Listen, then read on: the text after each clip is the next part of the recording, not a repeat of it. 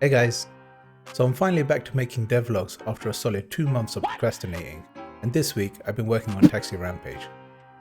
Some of you may know that I made Taxi Rampage during the mixing game jam in November, and there were a bunch of issues I still needed to fix. Before we start, don't forget to like the video and subscribe. I aim to post videos every week, so hit the notification bell to stay updated when I do.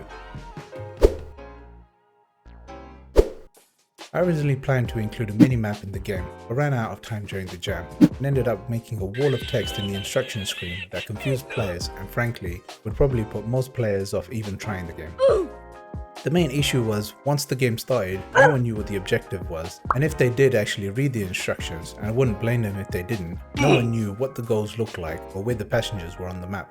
This definitely needed addressing if I had any hopes of redeeming this game. So when adding the minimap, I made sure the passengers and goals were clearly marked and gave them some animations to help them stand out. I also updated the instruction screen to make it look nicer and simple to read. So now, for all my fellow gamers that don't bother reading instructions and jump straight into the deep end, you're not actually going to drown this time, and you might actually have fun playing. Now the camera zoom is a bit of an acquired taste, or to my UK viewers, it's a bit like Marvel. You either love it or you hate it, and some players really hated the camera zoom. So the simplest solution was to add an option to turn off the camera zoom if they didn't like it. I also received some valuable feedback from Madbook about the camera zoom snapping in whenever the player crashed, and it's definitely a jarring experience, especially if you suffer from motion sickness like I do. So I tweaked the zoom speed of the camera and made it a lot smoother so that the camera would zoom in and out gradually rather than snapping in and out suddenly.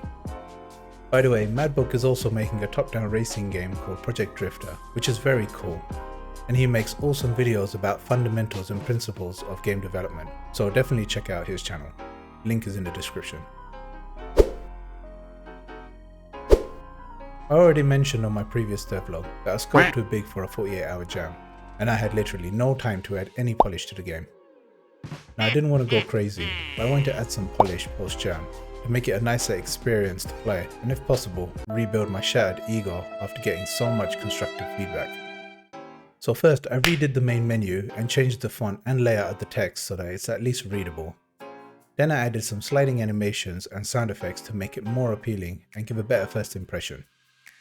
I also added an exhaust smoke effect to the car to show the car was actually running, and increase and decrease the emissions based on the car's speed to give it a real sense of movement.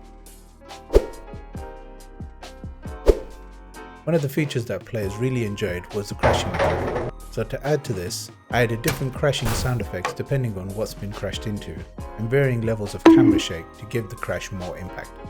And finally, I added different difficulty settings for players that want to take it easy, or to my fellow completionists that have to play the game on the hardest setting right off the bat. Also, to any streamers out there, I've added a button to mute the music, so feel free to play my game. No, seriously, please play my game.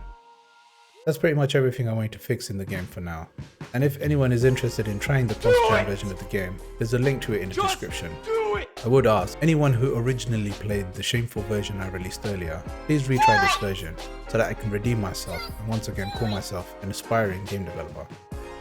If you made it this far in the video and you haven't already, please like and subscribe. I also stream game development on Twitch every weekday, so if you're free, come hang out. Or if you prefer, follow me on Twitter or join the Discord where we talk about games and game dev and just generally hang out. So now, I'm finally in a position to get back to base defense. So keep an eye out for that devlog coming soon. Cheers guys, and I'll catch you in the next devlog.